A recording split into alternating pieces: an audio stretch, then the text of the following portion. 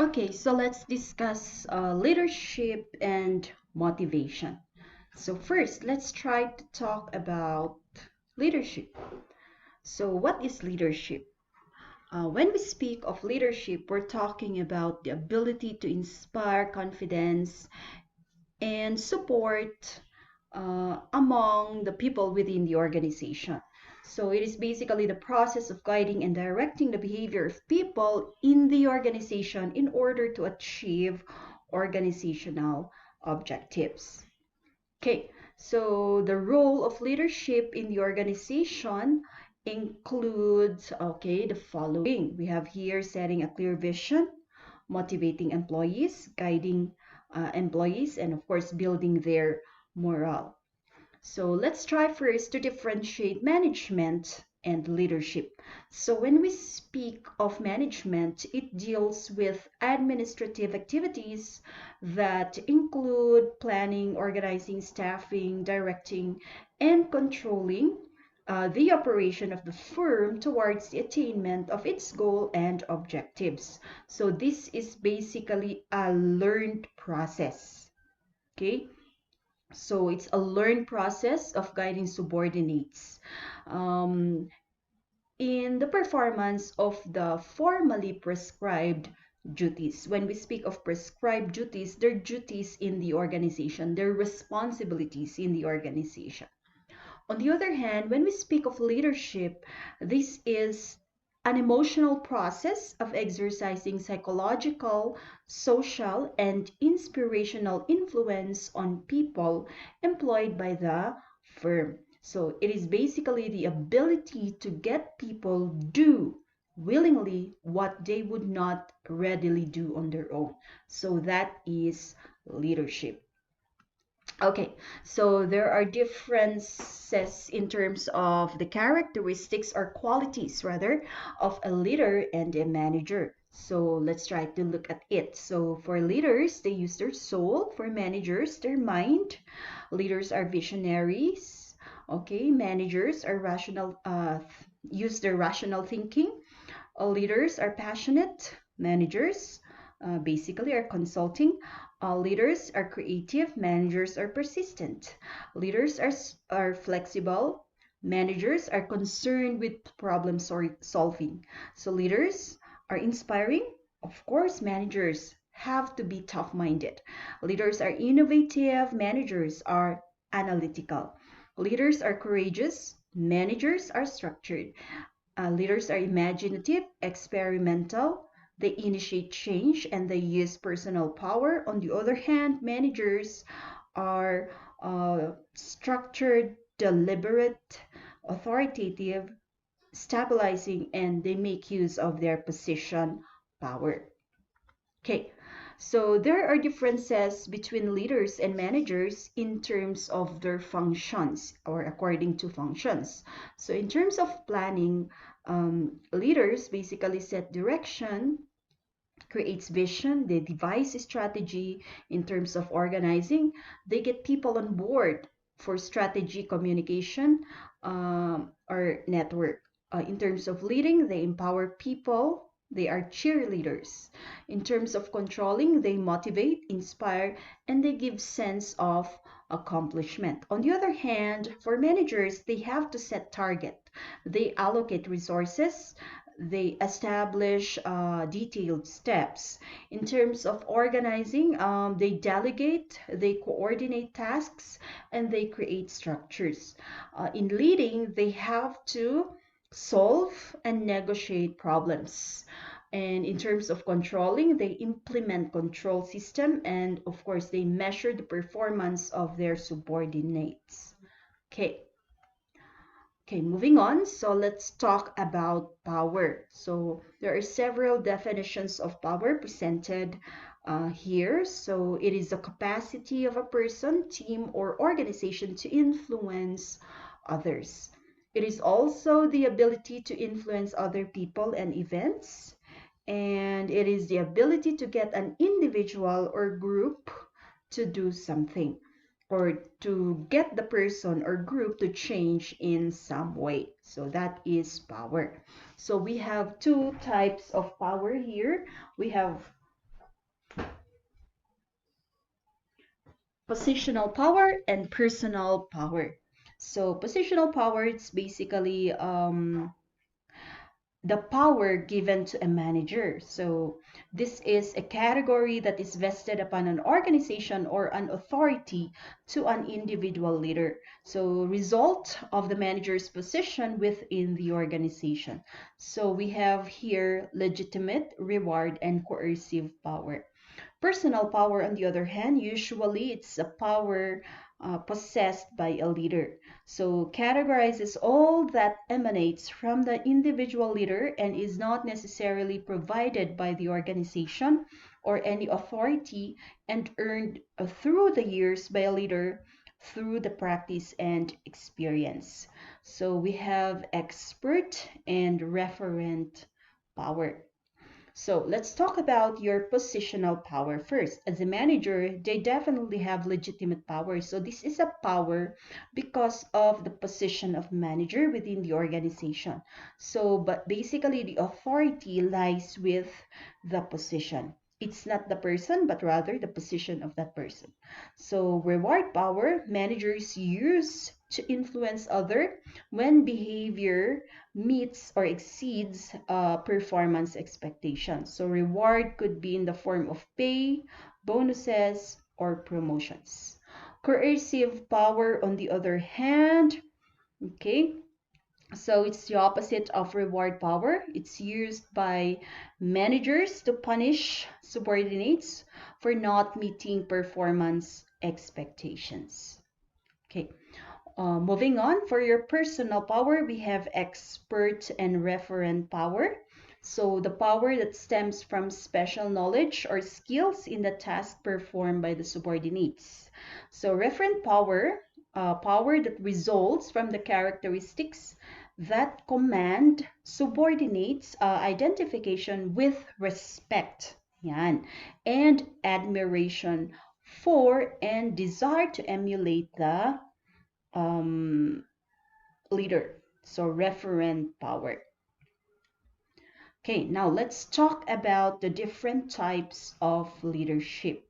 So we have here the three major styles of leadership: authoritarian, participative, delegative, or the free rein.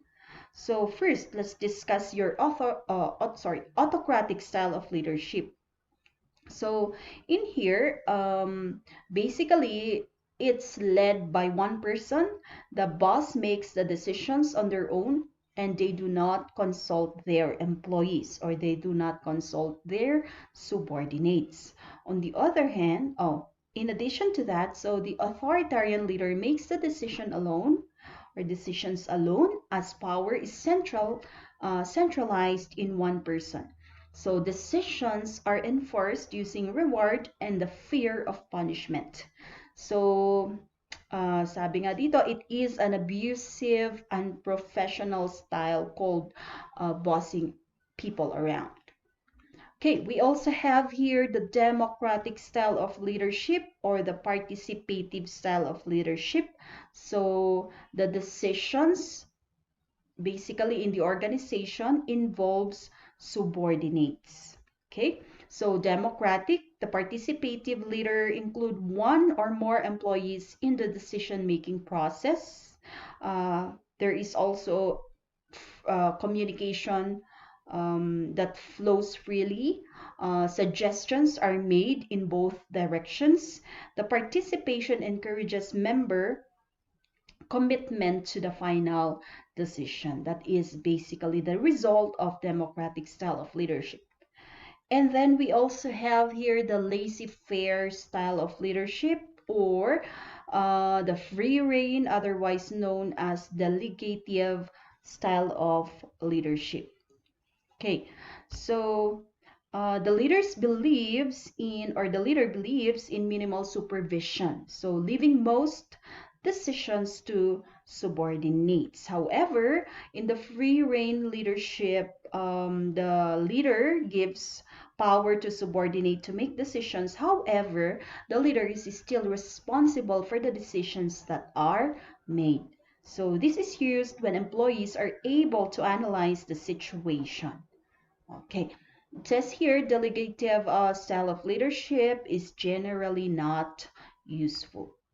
Okay, now moving on, let's proceed to motivation. So when we speak of motivation, we are motivated by several factors. Maybe for others, they are motivated because of their dreams, their aspirations in life. They're motivated to improve themselves because they want to achieve something. So when we speak of motivation, these are forces.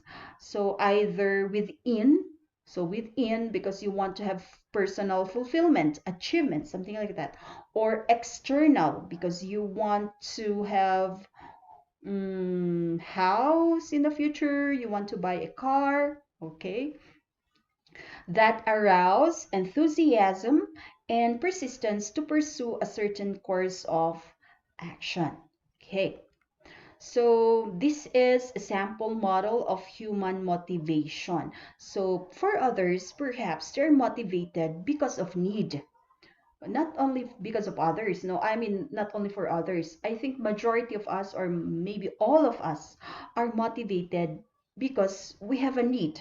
We need food, we need recognition, we need friendship, okay, we need achievement. So need basically creates desire to fulfill um, that particular need, which results, of course, to a certain behavior. So behavior results in action to fulfill that needs. So when you fulfill that need, you are expecting to have reward. Okay, you have a satisfied need. Okay, so either intrinsic personal, your personal growth perhaps, or maybe extrinsic reward. Huh? All right, moving on. So let's talk about your intrinsic reward and extrinsic reward. As mentioned earlier, when we speak of intrinsic reward, so these are sometimes intangible, or these are intangible rather. So intangible rewards such as your self fulfillment, your growth, or your satisfied need, diba? Extrinsic rewards sometimes comes in a form of tangible things such as maybe money, okay, salary, pay, what else? Maybe certificate of recognition, yan, and the like.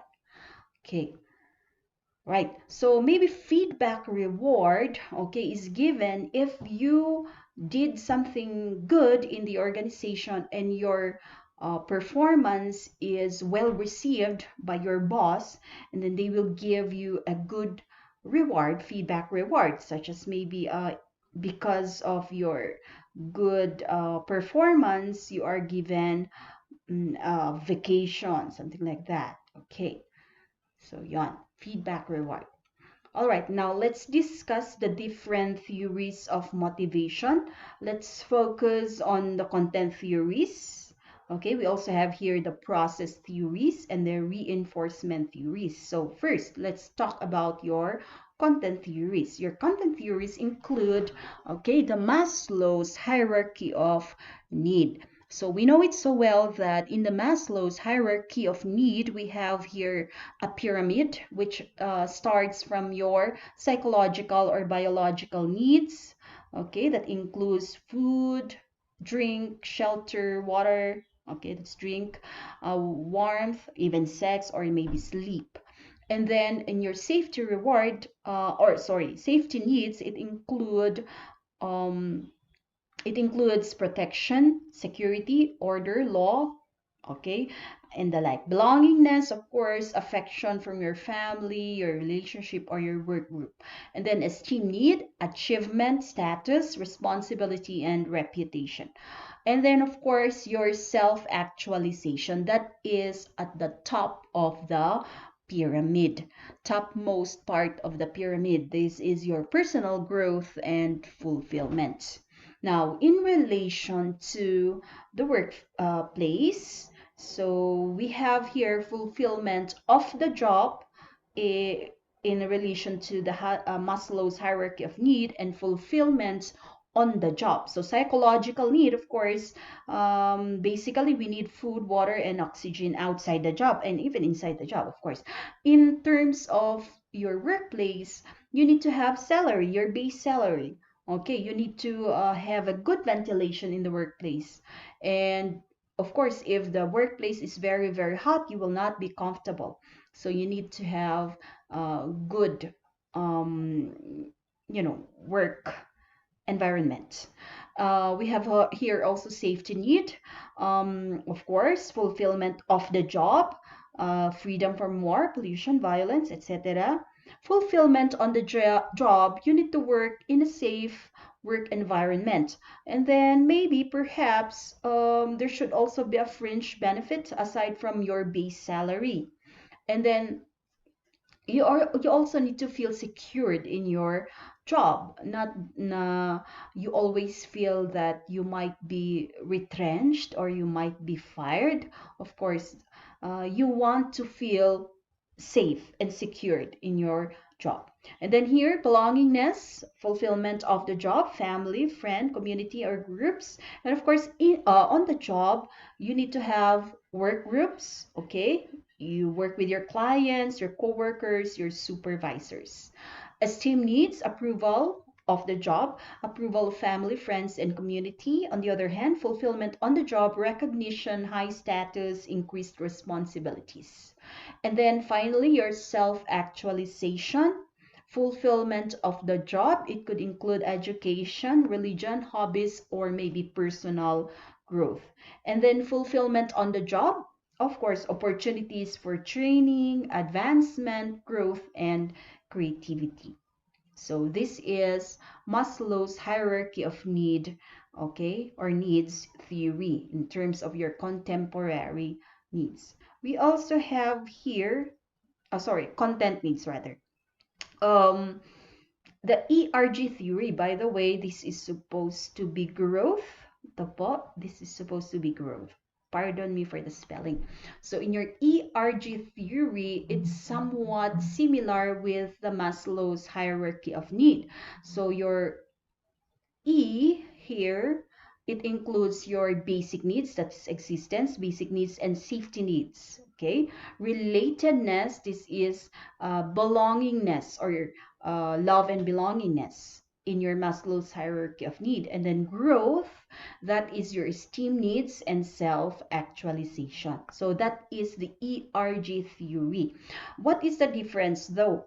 In your Maslow's hierarchy of need, according to Maslow, before you fulfill the next, okay, level of the pyramid, okay, you have to first make sure, or according to him, you cannot move to the next level of the pyramid when the bottom of the pyramid has not been fulfilled yet. So in terms of motivation, you are not motivated with your safety need unless your biological need or your physiological needs are fulfilled. Okay, that is the theory of Maslow. However, when we talk about the ERG theory, according to ERG, even if your existence need, okay, has not been fulfilled yet, okay, your physiological and your safety needs, you can be motivated by other needs such as your relatedness, your uh, love or belongingness. And then maybe even if your belongingness has not been fulfilled yet, maybe you are motivated for growth. Yon. So, anong pinagkaiba? For Maslow, kailangan ma-fulfill mo muna yung bottom need or yung bottom ng pyramid. Kay ERG theory, hindi mo kailangang i-fulfill yung isa bago ka mag-move sa isa. So, even if your need for existence has not been fulfilled yet, you might be motivated by other factors such as relatedness and growth. Okay, moving on. We also have your Herzberg's motivation uh, theory. So in here, we have here the two main factors, the motivational factors and your hygiene or maintenance factors. So according to Herzberg, your hygiene factors, okay, are not really something that would motivate you, but rather, or that would satisfy you, but rather, if these are not fulfilled, you might be dissatisfied at work. Okay, but in the motivational factor or theory of Herzberg, the motivational factors over here are the things that actually motivate you in the workplace. Okay, so motivational factors would include interesting or challenging work, utilization of one's capabilities, opportunity to do something meaningful, recognition for achievement, sense of importance to organization, or access to information, involvement in decision making. The hygiene factors, basically it's what keeps an employee from being dissatisfied. Okay, so hygiene or maintenance factors would include good pay, holiday, vacations, job security, paid insurance, okay, good working conditions, and congenial people to work with. Yan. Okay, moving on. Yan. So this one is your content theory, your two-factor theory. Okay, so we have your hygiene, and of course, these are your motivators. So again, as mentioned earlier, hygiene factors are merely a launch pad. When damaged on or undermined, we have no platform, but in themselves, they do not motivate. So as I mentioned earlier, these are not basically something that would motivate an employee, but rather it would keep them from being dissatisfied in their workplace. But these are the motivators, yan, that would motivate the employees in the workplace. Okay, let's proceed to the next one. So we also have here acquired needs. Okay, according to McClelland. So another content theory, according to McClelland, is your acquired needs. So we have here the different motivating factors, such as your need for power. What power are we talking about? It could be personal power or maybe institutional power, or need for achievement. You want to achieve something, diba? Or that motivates you to really work hard, or maybe need for affiliation. So these are the things that may motivate okay, an individual in the workplace, or maybe a manager in the workplace. Okay. All right, so let's try to compare each of these needs based on motivational theories. So we have the Maslow's hierarchy of need. So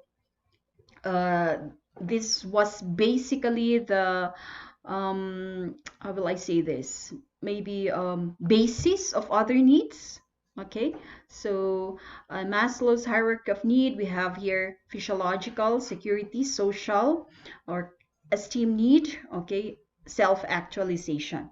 In your Alderfer or ERG, so we have existence, relatedness, and then growth.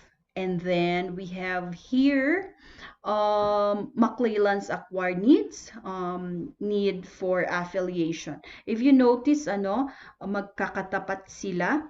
So in your, what's this? In terms of their comparison, so psychological could be compared with your existence, security, and then social, or maybe psychological insecurity for existence, then social for relatedness, and in your McClelland's acquired need for affiliation. And then for esteem need or self-actualization in your ERG theory or Alderfer's ERG theory, similar with growth. In McClelland's theory, the need for achievement and the need for power.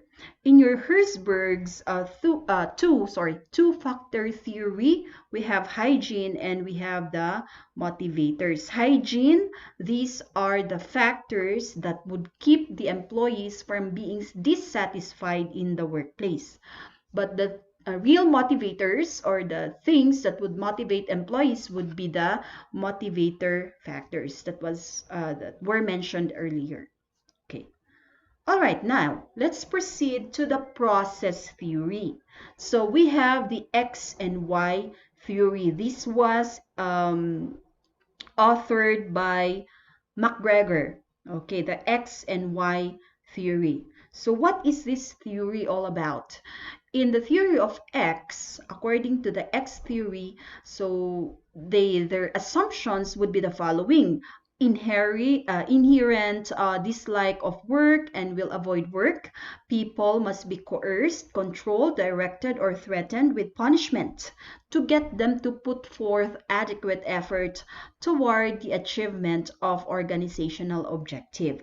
So in here, it assumes that, okay, your theory is used, the X theory is used in a leadership style, or I mean in the organization, if your assumption is that people are lazy, basically lazy, they dislike work. So what would you do to motivate your employees? You have to coerce them, you have to control them, you have to threaten them.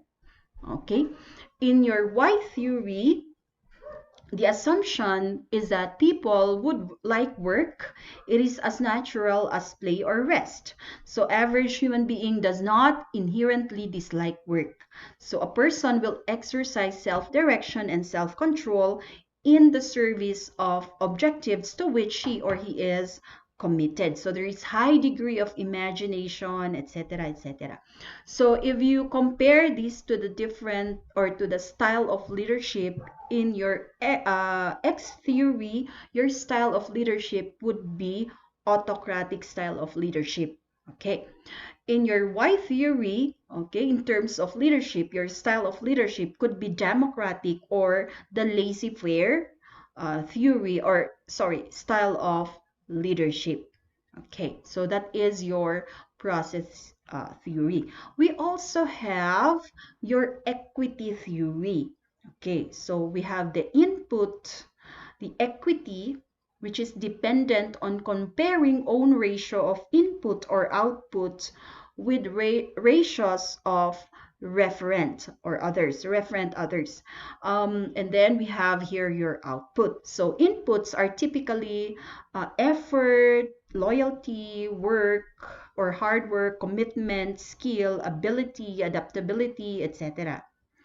Okay, your equity in here, people need to feel that there is a fair balance, yan, between the input and the output. So crucially, fairness is measured by comparing your own, or one's own balance or ratio between the input and output with the ratio enjoyed and endured by relevant others. Okay, so their reference would be others. They will try to compare, okay, themselves with the input and the output of their coworkers, or their support, or their, yeah, coworkers, workmates. Okay, so outputs are typically all financial reward, pay, salary, expenses, perks, benefit, pension, arrangement, bonus, etc., etc. So, for example, in this, if you feel that the input that you exert in the workplace, okay, equates your output, okay, and you feel, or you observe that you are being treated fair in comparison with your workmates, in the other with your coworkers, maybe you are more motivated to exert more, something like that, diba? So yan, equity theory. So pag mas marami kang ina-exert na effort, tapos yung reward mo, or yung output mo, yung nakukuha mo ay parang you feel na balance or fair, okay? Kung ikukumpara mo sa iba, mas mamomotivate ka. Yan. So, okay. So, we also have here your expectancy theory. Okay, so your effort, employees basically believes that effort will result to acceptable performance. Okay, it leads to acceptable performance. So employees believe that acceptable performance will produce a desired reward. So that is your reward. Okay, it could be intrinsic or extrinsic reward. You are expecting a reward. Okay, when you exert effort, okay, that would lead to a good performance, you are expecting a reward. Kaya siya naging expectancy theory. All right, so we also have here your goal setting. Okay, so if in the organization you have a goal that you wanted to fulfill, there is a clarity of that goal. Okay, the goal is challenging.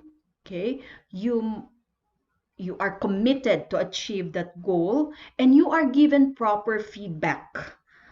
Okay, when you work towards achieving that goal, okay, then you are motivated. So yon. Okay, so that is your process theory. All right, so we also have here your reinforcement theory.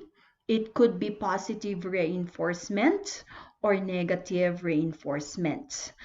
Okay, so punishment or maybe extinction. So positive reinforcement, that is giving a reward to motivate others, or maybe negative reinforcement, which may lead to punishment or coerciveness.